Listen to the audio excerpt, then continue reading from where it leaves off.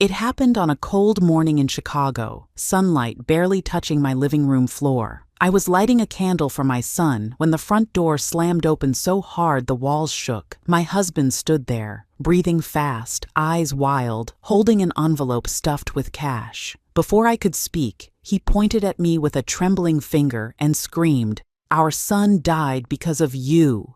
Then he grabbed the entire $450,000 we had saved and ran. No explanation, no goodbye, just a door slamming and my world cracking open in a single second. If you're here, stay with me till the end. I was folding my son's old clothes in the living room, trying to calm my mind after another long day of grieving, when the front door slammed open so hard the frame shook. I looked up, startled, and there he was, my husband, standing in the doorway with a face I barely recognized. His eyes were swollen, red, and burning with a kind of rage that didn't belong to the man I married. Before I could ask what happened, he pointed a shaking finger at me and shouted, "Our son died because of you." His voice cracked the air like a whip. The accusation hit me so hard that for a moment I couldn't breathe. I stood frozen, my hands still gripping the soft fabric of our son's shirt, unsure if I was hearing him right or if grief had finally damaged his mind. He didn't stop. He kicked over a chair, stepped forward, and threw a stack of papers across the floor. Medical bills, insurance letters, notes from the hospital. They scattered everywhere, like broken pieces of a story I had already lived through once. "This is on you," he screamed again, voice hoarse, veins visible on his neck, every word stabbed deeper than the last. I tried to speak, but nothing came out. My throat closed up.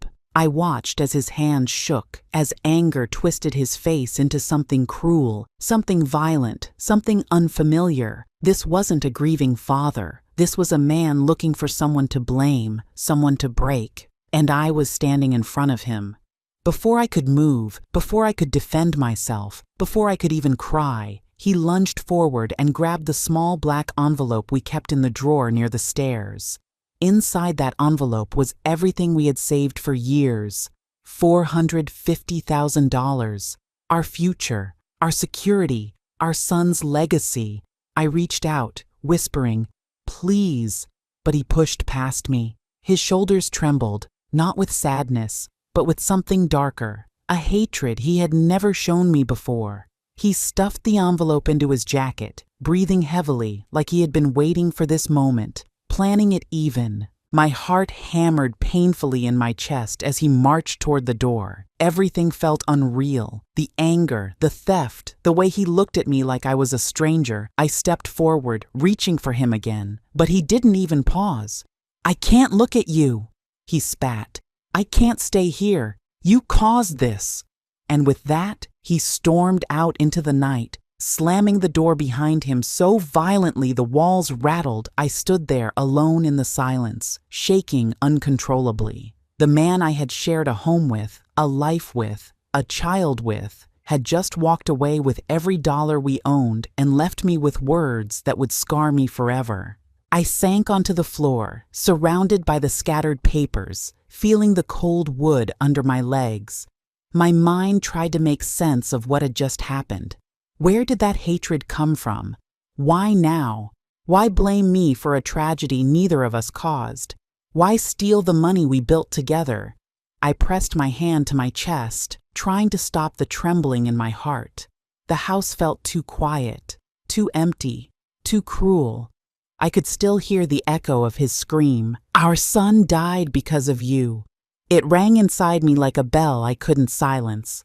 For a long moment I couldn't move. It felt like grief had transformed into something sharp and heavy, sitting on my lungs. The thought that he had walked out not only with our savings, but with a piece of my heart made my stomach twist. I wasn't just betrayed. I was abandoned, accused, left alone with memories of my son and the ruins of a marriage that had looked solid from the outside, but was now cracked open completely.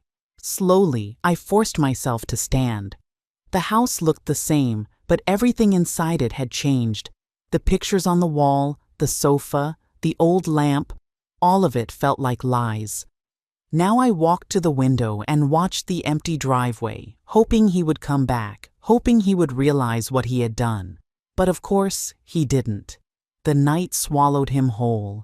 And I understood something very clearly. He didn't just leave out of grief. He ran. He ran with purpose. He ran with our money. He ran from the truth. And for the first time in my life, I felt something stronger than pain rising inside me, determination. He thought he could blame me, take everything, and disappear. But he didn't know who he was dealing with. A mother who had already survived the worst loss a human can survive. A woman who still had fight left in her, a wife he had underestimated for far too long. He had started a war without realizing it, and I was not going to lose. I stood there in the doorway long after he had disappeared, the echo of his footsteps fading like a warning I had missed for too many years. My hands were still shaking, but my mind had already started to clear, the way it does when something inside you finally snaps into place. I walked slowly back into the living room, looking at the papers scattered across the floor. Hospital forms, old bills, insurance letters, notes from our son's doctor. He had thrown them like they meant nothing, like our son's memory was just fuel for his anger. I bent down and picked up each page one by one, smoothing them, reading his handwriting, the doctor's words, and the dates that brought back every moment leading to our son's final day. As I did, I felt the air settle around me, heavy, but no longer confusing. The shock from his scream was fading, and something colder, sharper, was taking its place. I understood then that the man who had just run out of the house was not the man I married. He wasn't the young father who had held our son for the first time, trembling with joy. He wasn't the man who used to hold my hand during storms, or whisper that everything would be okay.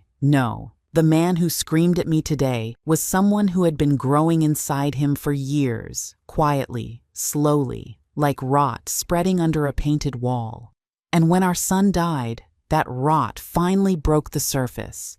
He blamed me because it was easier than facing his own guilt. He blamed me because he needed a target, and stealing the $450,000. That wasn't grief. That was greed he had been feeding long before tragedy struck. I walked to the kitchen and poured myself a glass of water, trying to steady my breath. As I lifted it, I saw my reflection in the window, older, tired, worn down by years of carrying everyone else's pain. I looked at myself for a long moment, and I realized something painfully clear. He expected me to break. He expected me to collapse on the floor, crying, helpless, lost. He expected me to chase after him like a desperate wife begging for answers. He expected me to stay the same woman who forgave everything, and that thought, that expectation, brought a small, quiet smile to my face. Not a happy smile, a smile of understanding, a smile that said, "You have no idea who you just ran away from." Because the truth was, I had spent my whole life fixing things for this family. I had softened fights, managed money, hid truths, made sacrifices, kept peace, swallowed hurt, and stitched broken moments together like a quilt only mothers know how to make. I had carried him through job losses, through failures, through embarrassment, through every moment he couldn't carry himself. And he believed I would carry him again, even while he stole from me and blamed me for the worst pain a mother can feel. But not this time. I sat down at the dining table, placed the documents neatly in front of me, and took a deep breath. I closed my eyes, remembering my son's face, his laugh, the way he used to nudge me gently when I worried too much. "Mom, you're stronger than you think," he used to say. Those words rose inside me like a warm wind, pushing aside every doubt and every moment of fear. That was when the final shift happened inside my heart. The moment when sorrow stopped controlling me and strength began to rise. I opened my eyes and saw the truth clearly for the first time. My husband thought screaming would break me, but all it had done was wake me. He thought running with the money would end my options, but he had forgotten that I had lived my whole life creating options where none existed. He thought he could disappear without consequences, but he underestimated the quiet patience of a woman who had endured enough pain to last a lifetime. I gathered the last paper from the floor and placed it on the pile. Then I stood up slowly, feeling a strange calm settle through me. It wasn't the calm of acceptance, it was the calm of a storm deciding where to strike. I didn't know exactly where he had gone yet. I didn't know what excuses he would tell himself. I didn't know what lies he would prepare for others. But I knew this: he had taken our money, he had taken advantage of grief, and he had thrown blame like knives. And now he had set something in motion he could no longer control. Because I wasn't going to chase him, I was going to find him. And when I did, he would finally understand the cost of breaking a mother who had already buried her child. For 40 years I stood beside that man. I wasn't perfect, but I was loyal, patient, and steady. We built a home from nothing, brick by brick, day by day, sacrifice after sacrifice. I remember our first small apartment, where the ceiling leaked and the floor creaked, yet we laughed because we had each other. Back then, he held my hand like he would never let it go. We were young, hopeful, and dreaming of the family we would raise. When our son was born, it felt like the world opened. I watched my husband hold that tiny baby with trembling hands, tears in his eyes, swearing he would protect him with his life. I believed every word. I trusted those promises more than anything. As the years passed, life grew heavier. Bills piled up, responsibilities multiplied, and our son grew into a young man with dreams larger than either of us could imagine. My husband worked long hours, came home exhausted, and often fell asleep before dinner. I learned to shoulder the load quietly, thinking that's what a good wife does. When our son became a teenager, he struggled, like many boys do, with school, with friends, with growing up. I was always the one he came to when he was scared or confused. I comforted him through heartbreaks, guided him through mistakes, and listened to every fear he whispered in the dark. My husband tried his best, but somewhere along the way, he started slipping. He stopped listening. He became distant. He built walls around himself that none of us could break through. Some days he was angry for no reason. Other days he was silent, refusing to talk about what was bothering him. I stayed, believing that marriages go through storms. I told myself that love means standing firm, even when the other person wavers. I didn't see the bitterness growing under his skin, not until it was too late. When our son died, the world collapsed. I lost the air in my lungs, the strength in my legs, and the light in my life. But instead of holding me, instead of grieving with me, my husband turned his pain into blame. He didn't say it at first. He walked around the house like a ghost, refusing to speak. He stared at walls for hours, drank more than usual, and disappeared for long drives without explanation. I thought grief was eating him alive, and maybe it was, but not the way I expected. While I was trying to keep the family from drowning, he was sinking into a darkness he refused to share. Looking back, I realized the signs were there. The sudden secret phone calls, the unexplained expenses, the arguments he started over nothing, the way he snapped whenever I asked simple questions. He had been unraveling quietly, and I was too blinded by my own heartbreak to see how far he had fallen. Our son's death didn't just shatter him, it cracked something in him that had been fragile for years. Instead of letting the pain out, he turned it inward until it twisted into anger, and that anger needed a target. That target became me. I replay memories now and see them differently. The day he ignored our son's call because he was busy. The night he yelled at him for coming home late, even though the boy had been studying the coldness in his expression every time they disagreed. I used to think it was just stress. Now I know it was resentment, bubbling slowly under the surface. Our son tried to talk to me once about his father, said something wasn't right, said he felt blamed for things he didn't do. I told him it was just tension, that his father loved him. Those words haunt me now. I should have listened. I should have paid more attention.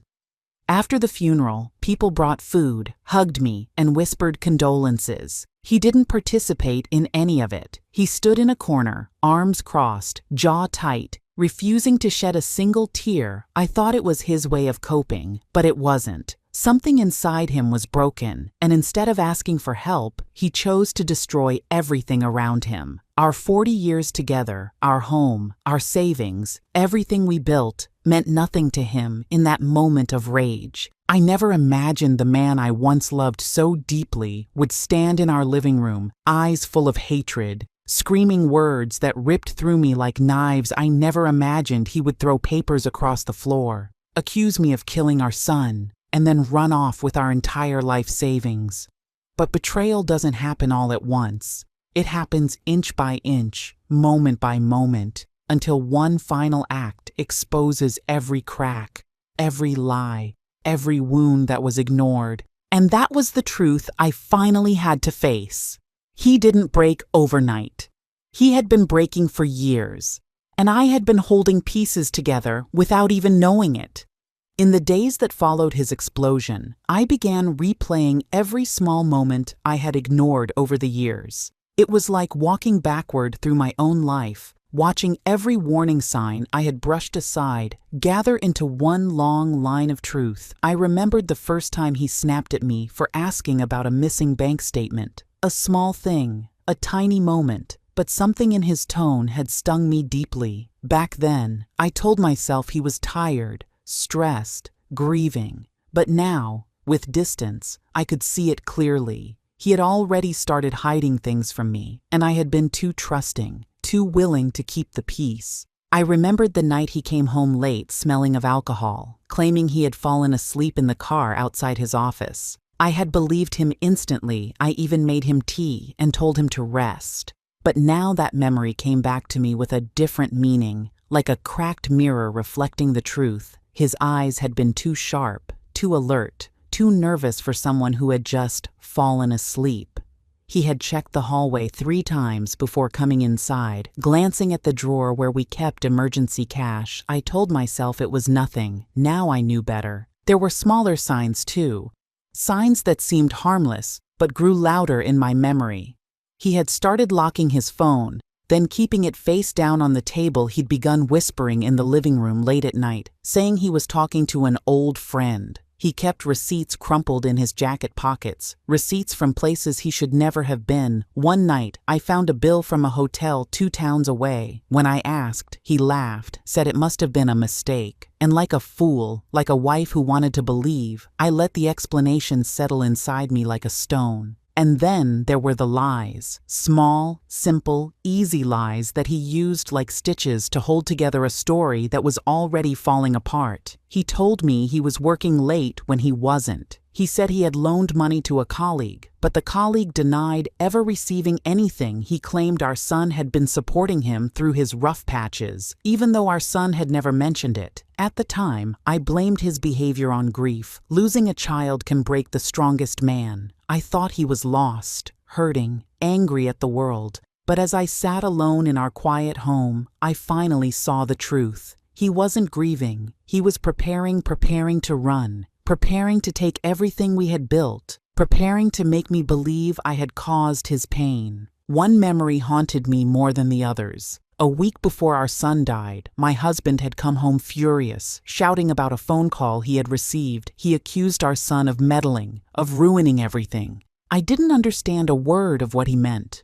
When I asked gently, he yelled that I should stay out of it. It was the first time in decades he had spoken to me with such venom. I remember standing in the kitchen, holding the counter to steady myself, as he stormed into the bedroom and slammed the door. I cried quietly that night, not knowing that this was the beginning of his downward path. Then came the night he began pacing the house, talking to himself, opening and closing drawers as if searching for something. When I asked what was wrong, he said, "Nothing, just leave me alone." He never said that to me before. My husband had once been a gentle man. He used to place his hand on my back when we crossed the street, used to make me tea every morning, used to tell me I was the best thing that ever happened to him. But slowly, piece by piece, kindness had drained out of him like water from a cracked glass. All that remained was anger, bitterness, and secrets. Even the neighbors had started noticing. A friend told me she had seen him outside late at night, talking on the phone in hushed tones. Another said he had been visiting the bank more often. Someone else mentioned seeing him at a pawn shop. I kept defending him, telling everyone he was just stressed. But the truth was simple. I was defending a man who had already betrayed me. And when he stood in the middle of our living room, screaming that our son died because of me, when he stole that money and ran, everything clicked into place. These weren't sudden actions. They were the final step in a trail of small warnings I had ignored. My trust had been eroded slowly, silently, until nothing was left but a hollow ache. I realized then that betrayal rarely appears like a storm. It builds quietly, one small lie at a time, until it becomes too large to ignore, and when it finally breaks, it destroys everything in its path. I knew I had ignored too much, forgiven too much, and trusted too blindly, but that time was over. The pieces were finally in front of me, and I was ready to understand, ready to act, ready to reclaim everything he tried to take from me. That evening, after the shock settled into my bones like cold rain, I sat down at the dining table with every bank statement we had, every receipt, every document. I laid them out one by one, my hands steady, even though my heart felt like it was shaking inside my chest. At first, I thought maybe he had panicked, maybe he had taken only the envelope in anger, but the moment I opened the online banking page, the truth hit me like a blow to the stomach. Our savings account, empty. The emergency fund we had built for 20 years, gone. The small investment account we had opened after our son was born, drained to zero. It was not one wild moment of grief. It was planned. It was deliberate. It was theft. I pressed my fingers against my temples, trying to understand how a man who shared my bed, my meals, my memories, could quietly prepare to destroy everything we built. Each transaction told a story. Transfers to an unknown account, withdrawals from ATMs far from our home, random charges. I had never noticed I had trusted him, like a wife does. I had never checked the accounts because he told me he had it handled. Now I saw what handled really meant. He had been moving money slowly for months, maybe longer, siphoning it away drop by drop until the well ran dry. He had not stolen this morning. He had been stealing while holding my hand, while calling me his wife, while blaming me for our son's death.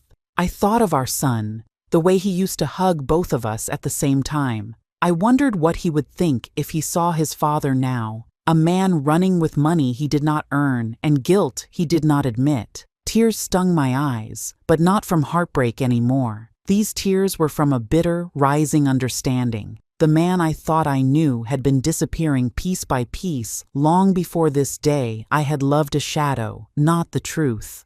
I opened the drawer where we kept important documents. Half of them were missing. Insurance papers, property details, even old wills we had discussed decades ago. He had taken everything that could give him control, as if preparing a new life somewhere else. As if planning to erase me from the story completely. I felt a cold fire inside me. I was a mother who had buried her child, a wife who had been blamed, and now a woman robbed of the stability she had worked for her whole life. But I was not weak. I was not helpless. Pain sharpens a person. Betrayal opens their eyes. I searched the house for more clues. Drawers, cabinets, shelves. In the back of his closet, behind old coats, I found a bag. Inside it were clothes, a prepaid phone, and receipts from a motel 2 towns away. He had been planning an escape route. He had been building a secret life using money he stole from the wife he swore to love. The shock I felt earlier changed into something stronger, resolve. If he thought grief would make me easy to deceive, he forgot who I was. I survived childbirth, poverty, loss, and the death of my son. I would survive this too. I sat down again and made a list. Every missing dollar, every suspicious detail, every date, every location. I wrote it all down so clearly that no lawyer or investigator could misunderstand it. He thought he had left me with nothing, but he left behind the evidence of his own downfall. The betrayal was deep, but the proof was deeper. It was almost strange, sitting in the calm, quiet house, while the truth screamed at me from the papers in front of me. He believed he could escape with money and lies. He had no idea I was stronger than the storm he created. When the clock struck midnight, I looked around the empty room. The seat where our son once sat, the space my husband used to fill, the home that now felt foreign. But inside me, something solid formed, a line I would not let anyone cross again. He stole our money, he stole my peace, but he would not steal my dignity or my strength. This was not the end for me. It was the beginning of my answer. And once I began, I would not stop until every truth was exposed and every stolen piece was reclaimed. I sat at my dining table long after closing the last bank statement, the weight of everything pressing down on my chest like a stone. The money was gone, my husband was gone, my sense of safety was gone. But something inside me refused to collapse. Pain is loud, but clarity is silent. And in that silence, I began to think the way a mother does when her child is in danger, sharply, logically, without emotion getting in the way. My son had only been dead for 3 weeks, yet every piece of my husband's behavior suddenly looked different under the harsh light of truth. His story about needing space, his unexplained nights away, his sudden obsession with documents. They all clicked into place like pieces of a puzzle I had been too wounded to assemble. I went into my son's room, the one I hadn't touched since the funeral. His jacket still hung on the chair. His shoes were under the bed, exactly how he left them. I sat on the floor and cried until the shaking stopped. When it did, I noticed something. The drawer of his bedside table was slightly open. He never left anything out of place. Not my boy. With trembling hands, I pulled the drawer open and found an envelope with my name written in his handwriting. Inside were several papers, some typed, some handwritten, all creased as if he had handled them many times. What I read made my blood run cold. My son had been suspicious of his father for months. There were notes about overheard conversations, unexplained withdrawals, and heated arguments between them. One page held only 3 words, underlined twice. MOMBECAREFUL.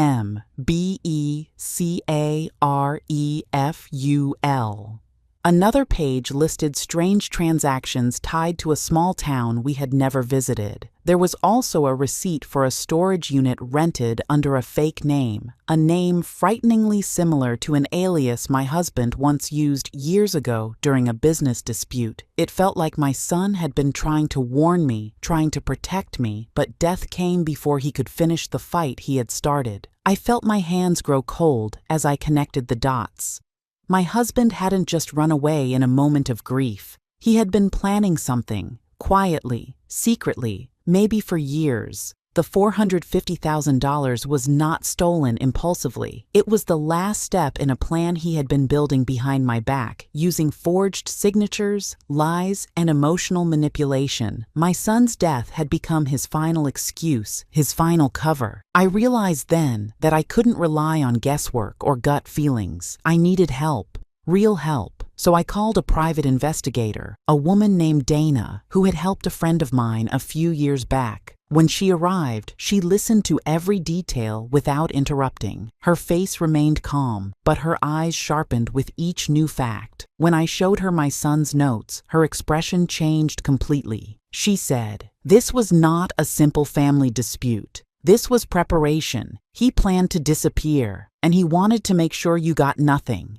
Her words sliced into me, but they also ignited a fire. We worked late into the night, going through every receipt, every recorded call, every message. Dana traced the bank withdrawals, found the pattern, and mapped every location tied to the alias. There was a trail, messy, reckless, but there. My husband thought his grief act made him unpredictable, but it actually made him careless. The last withdrawal pointed to a rural town 3 hours away. Dana said she would check it out, but something inside me whispered that I needed to see it with my own eyes. I sat on my son's bed, holding his jacket, and whispered, "Help me finish what you started." And in that room, surrounded by his things, I made a promise, not of revenge, not of punishment, but of justice. If my husband wanted to run, I would follow. If he wanted to hide, I would uncover him. If he wanted to blame me for our son's death, I would show him the truth he had been running from. By morning, Dana had confirmed the lead. My husband had rented a cabin under a different name. He had been seen buying supplies. Food, cash purchases, burner phones, a man preparing a second life, a man ready to erase the first. As I packed my bag, I realized something else. I wasn't afraid. I wasn't broken. I wasn't even angry anymore. I was focused. My husband had taken my son, my money, and my peace, but he had forgotten one thing. A mother who rises from grief is stronger than any man who runs from guilt. And I was going to find him. When I returned home after confirming everything with the investigator, the house felt colder than it ever had. Not because the windows were open, or because the rain outside had turned the air icy, but because betrayal changes the temperature of a home in ways no weather ever could. I sat at the dining table, the very one where our family had once shared birthdays, arguments, laughter, and grief, and spread out all the documents, bank statements, hotel logs, transaction histories, the cabin rental agreement with his forged signature. Every piece was a puzzle of deceit, each one proving that the man I had trusted for 40 years had been planning his escape long before he screamed those hateful words at me. As I stared at the evidence, I could feel my hands trembling, not with fear this time, but with a growing clarity. I wasn't a confused wife anymore. I was a woman preparing for war, and war is not fought alone. The first person I called was my daughter, the only one who knew the depths of our family's wounds after her brother passed. She answered on the second ring, her voice soft and tired. "Mom, are you okay?" she asked, hearing something different in my silence. When I told her everything, the accusations, the money, the disappearance, she didn't gasp or cry. She simply breathed out a long, controlled exhale, the way someone does when they've just confirmed something they already suspected. "I'm coming," she said. Not a question, a promise. She arrived within an hour, still in her work clothes, hair tied back, eyes sharp with anger she wasn't hiding. She sat beside me and studied the documents without interrupting, her jaw tightening with every new detail. After a long silence, she said, "He didn't snap. He planned this. He used grief the way some people use weapons." Hearing my own daughter say those words sent a chill through me, because she was right. His outburst hadn't been a moment of pain. It had been a cover. Then came the second call. To Claire, our old family lawyer, a woman who had stood by my son during his toughest years. If there was anyone I trusted with the truth, it was her. When she arrived at the house that evening, her face immediately softened when she saw me, but the moment she looked at the documents, her expression shifted into something much sterner. She took her glasses off slowly and said, "This isn't just theft. This is premeditated financial abuse and emotional manipulation." She tapped the papers neatly into a pile. "But the good news, he's clumsy. He left trails everywhere." Hearing that gave me something I hadn't felt since the moment he screamed at me. Power. Not revenge, not rage, just power. The kind that comes from finally standing on solid ground after months of being lied to. The three of us worked through the night, sorting, labeling, building a timeline of his actions.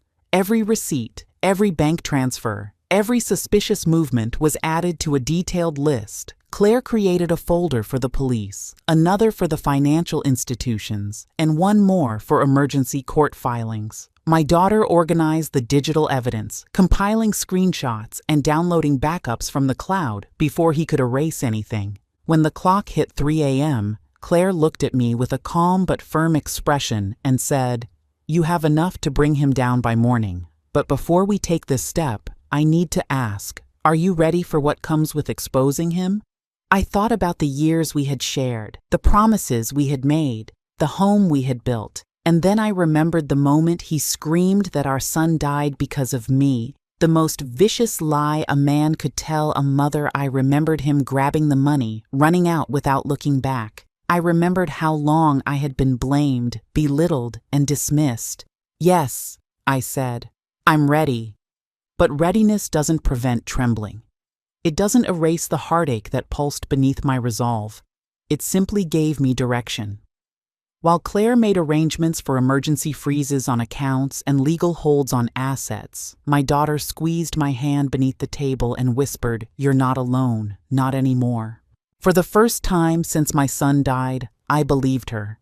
By dawn, every document was prepared, every phone call was scheduled, every legal door was ready to open. We were no longer reacting to his betrayal. We were responding with strategy. My husband had run away with stolen money and a cruel accusation, thinking he left behind a broken woman. But what he didn't know, what he would soon learn, was that grief had sharpened me, not weakened me. And with my daughter, my lawyer, and the truth finally on my side, the plan was no longer a thought. It was a promise. I reached the cabin with the officers and Claire just behind me, but I insisted on being the first to walk through the door. After all the years of marriage, all the years I spent cooking for him, praying for him, standing beside him through storms and sickness, I believed I deserved at least one honest moment, one moment where he would look me in the eye and face what he had done. When he opened the door and saw me standing there, he froze. His shoulders tensed, his eyes darted to the bag on the floor, the same bag filled with the money he had stolen from our home. He looked smaller than I remembered, older than the man who had screamed at me days earlier. His voice broke the silence first, trembling and defensive.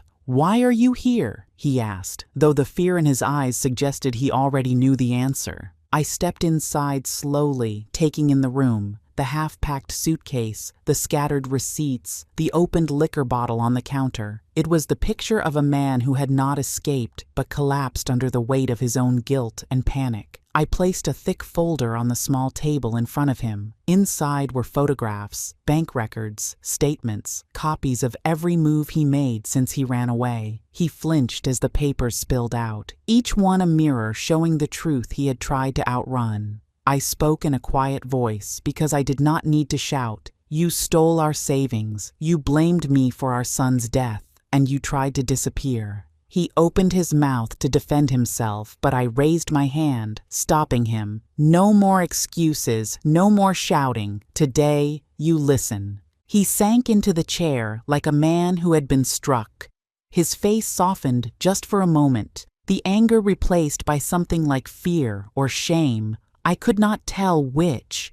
He stared at the papers, at the proof of his betrayal, and tried to piece together a lie, but nothing came out. I kept my voice steady as I explained everything, how the investigator traced him, how the accounts were frozen, how the $450,000 no longer belonged to him. Claire stepped forward, placing legal documents in front of him, the ones that outlined every charge he would face if he chose to fight us. But I knew he understood the moment he saw the officers waiting outside. He knew he wasn't the powerful man who stormed out of our house anymore. He was a man cornered by his own actions. He tried to accuse me again, saying he acted out of grief, saying he didn't know what he was doing, but I stood firm.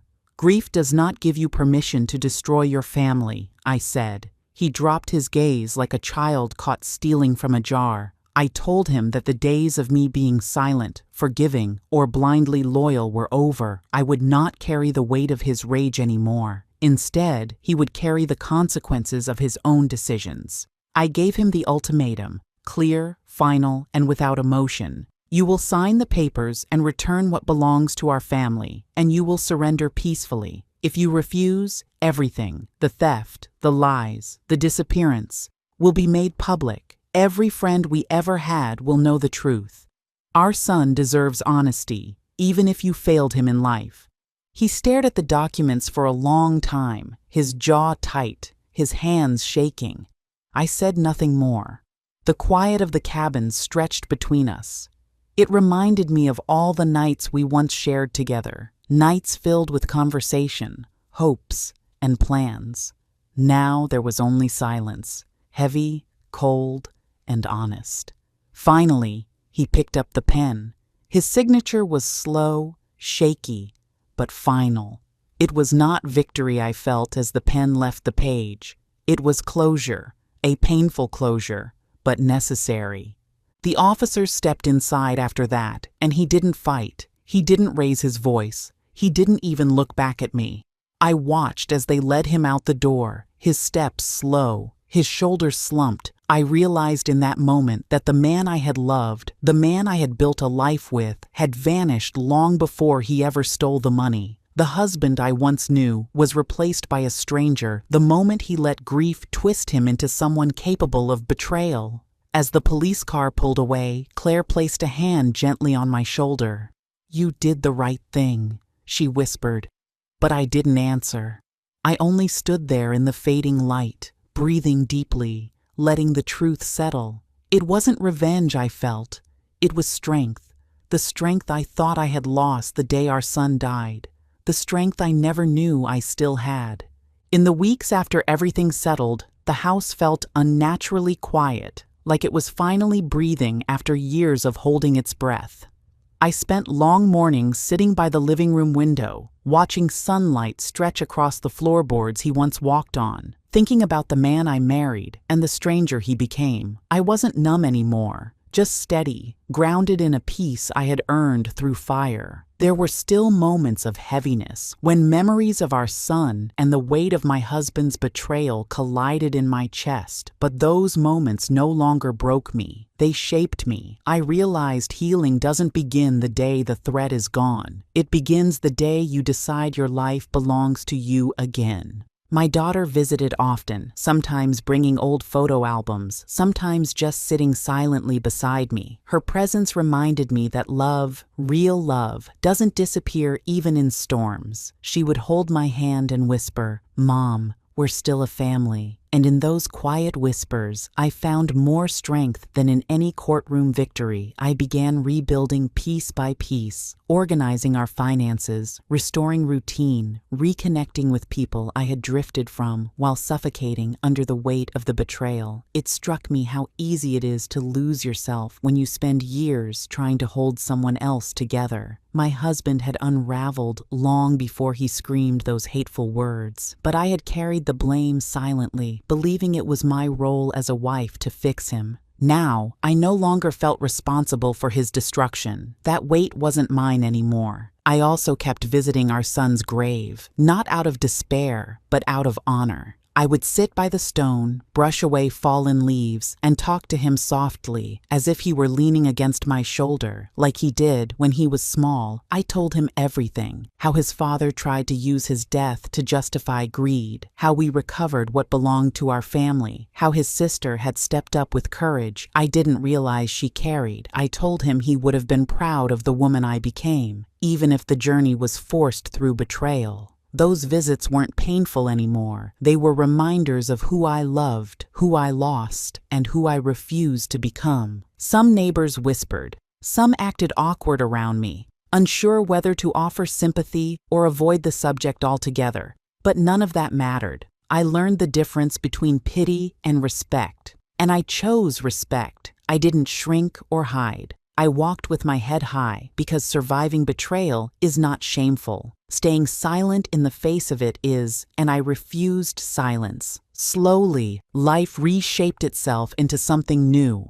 I found comfort in simple things: evening tea, quiet music, the smell of fresh laundry hanging in the yard. Ordinary moments that used to slip by unnoticed now felt like gifts. I realized that safety does not come from another person. It comes from reclaiming your power when someone tries to take it. I also learned that revenge is not what people imagine: fire, anger, shouting. True revenge is calm, it's structured, it's controlled. It's the silence of a woman who knows the truth and stands on it without shaking. It's the moment you watch the person who tried to break you realize they never held the strength they believed they did. And most of all, it is the peace you earn afterwards, the kind that settles deep in your bones and whispers, "You survived, you rose, you won." Sometimes, in the soft hours before dawn, I still think about the morning he ran out of the house with that envelope of money, as if stealing would rewrite the truth of what happened to our son. But now I understand. A guilty heart always searches for someone to blame. A weak man blames the nearest target. A cruel man blames the one who still loves him. But a strong woman refuses to carry a burden she didn't create.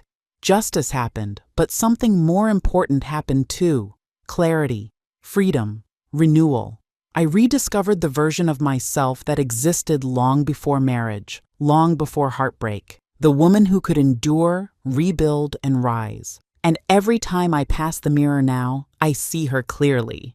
I sometimes sit in the garden at sunset, feeling the air settle around me, and whisper to the sky, "I did it, my boy. I protected us. I protected your memory." Maybe he hears me. Maybe he doesn't. But I know one thing for sure. I kept my promise. Because in the end, betrayal tried to break me, but truth rebuilt me stronger.